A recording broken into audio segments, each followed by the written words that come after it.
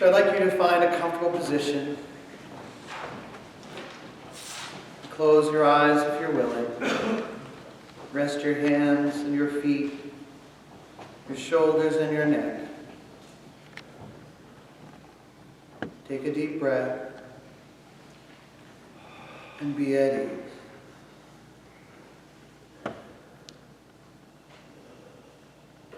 Imagine a palm tree.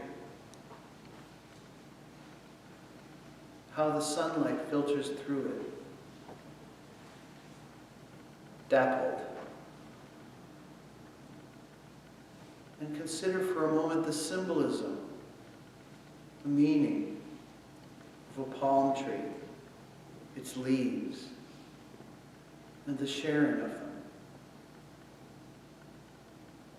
Breathe easily and freely, and picture the gentle sound of the fronds clacking against one another in the breeze. The coolness of the filtered light.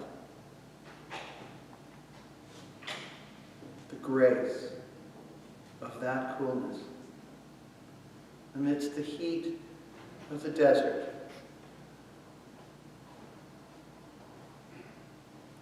How the fronds manage to stay cool even in the heat of the sun.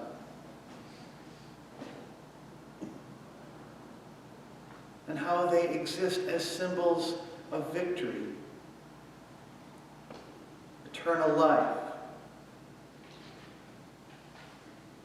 peace, grace, mercy. That for thousands of years, long before Christianity,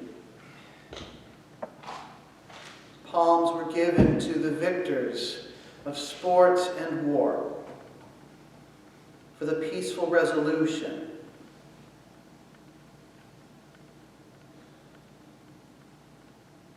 that they were laid in front of those coming home.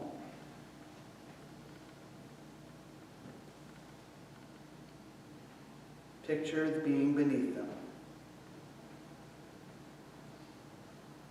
In Islam, in the Quran, the story of Jesus' birth is told not that he was born in a manger, but under palm trees,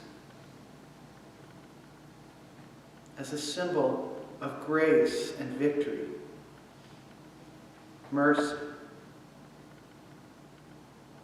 honor.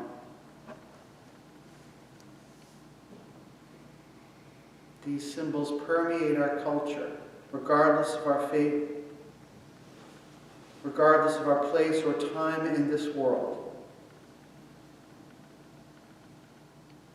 Receive that blessing. Receive that grace and mercy. Perceive the victory ahead of us. For this world will one day know peace.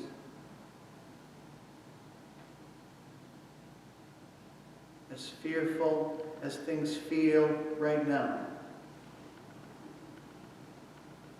the struggle is for the light,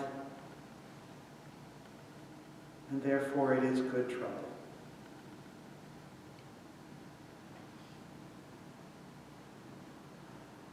Take one final breath and return.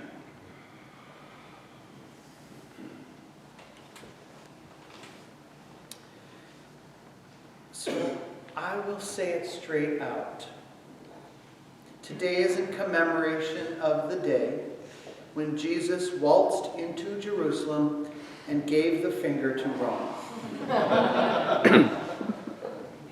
And to the hypocrites of his own faith. He dared them to stop him. He dared them to kill him. He was shrewd. He was political. He was revolutionary. He had a carefully crafted agenda and a plan. And depending on your interpretation, it worked. It was his expressed intention to cause a disruption to the system that would effect a positive change in the world as he saw it. Now, perhaps he was divinely connected or an inspired prophet of God, and knew that he was launching something that would live on for thousands of years into the future, to a time when we would really, truly need the lessons of compassion in order to save our civilization from potential collapse. Or maybe he was just a profound man whom the word prophet is applied for the way in which he spoke inconvenient truth to power, and was working only in service of the time and culture he was living in. We cannot know. But we shall employ his wisdom nonetheless, because it is wise. It does apply to this modern age as strongly as it applied to the Jerusalem of 2,000 years ago. Love one another. Or else, really. Tap into whatever it is that connects us all, and send a burst of love along the network of it. Disrupt the system according to the reality of that system. Now, that's all of the message today that will be in my own words.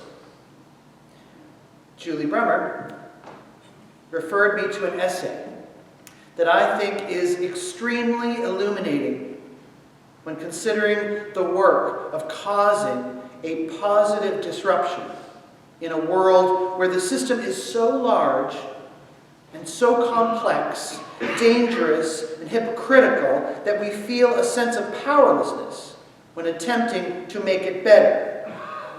But there is a way of approaching it.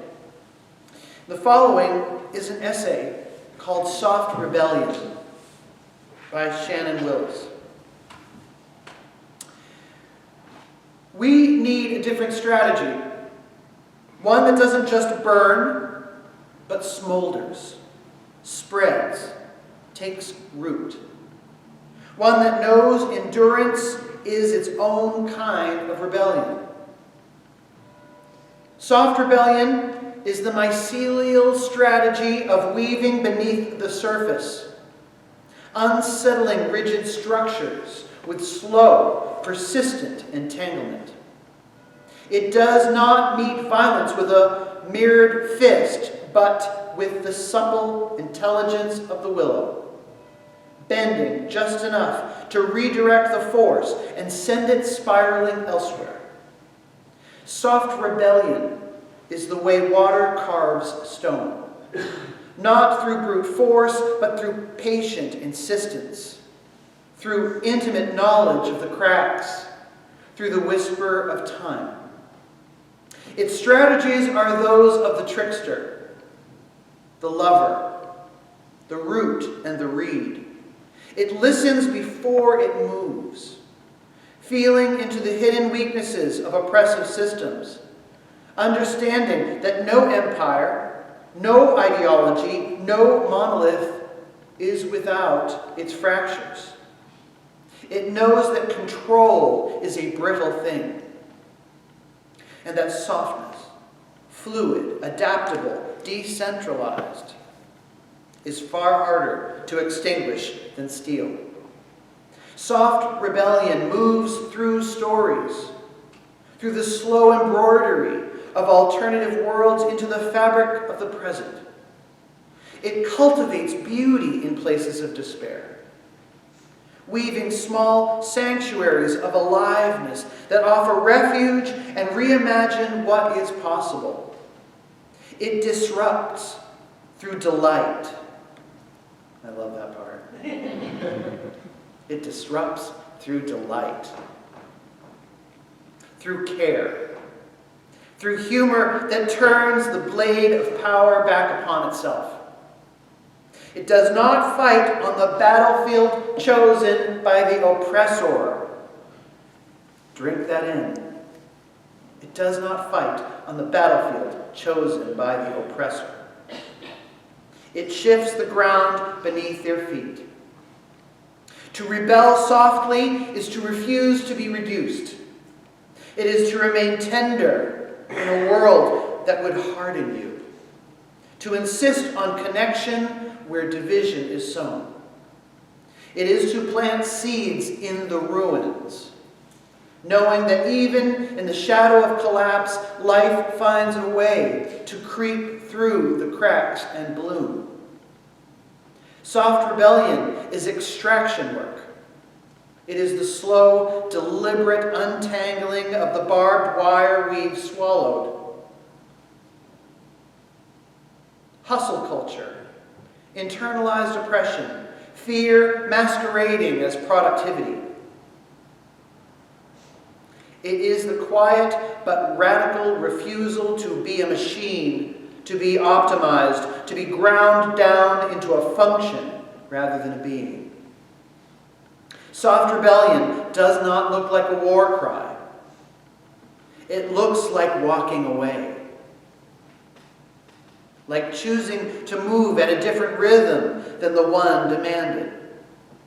Like reclaiming time as something stolen, not something to be managed. It is choosing pleasure where exhaustion was expected. Choosing presence where dissociation was normalized. Soft rebellion is the mycelial antidote to the brittle, crumbling monolith of power. In the face of a slow-moving coup, where democracy is gutted in broad daylight, where fear is the chosen currency of control, soft rebellion does not play by the rules of the oppressor. It moves beneath, between, beyond.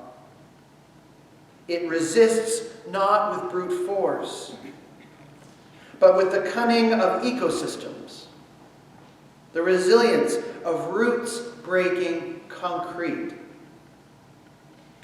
Soft rebellion understands that systems tightening their grip on power want us exhausted, divided, reactive.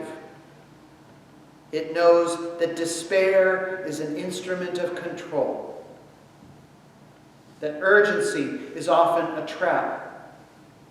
So instead it cultivates deep, embodied resistance, rebellion that does not just fight against, but builds toward. On the tables and coffee there are handouts of Shannon Willis's essay. If there aren't enough, I will make more. And there are also a list of her suggestions for how to take action in this way. And I thank Julie for bringing this remarkable essay to my attention. Please rise for our closing hymn, number 34, Though I May Speak with Bravest Fire, and then remain standing for the words to carry with us in the benediction.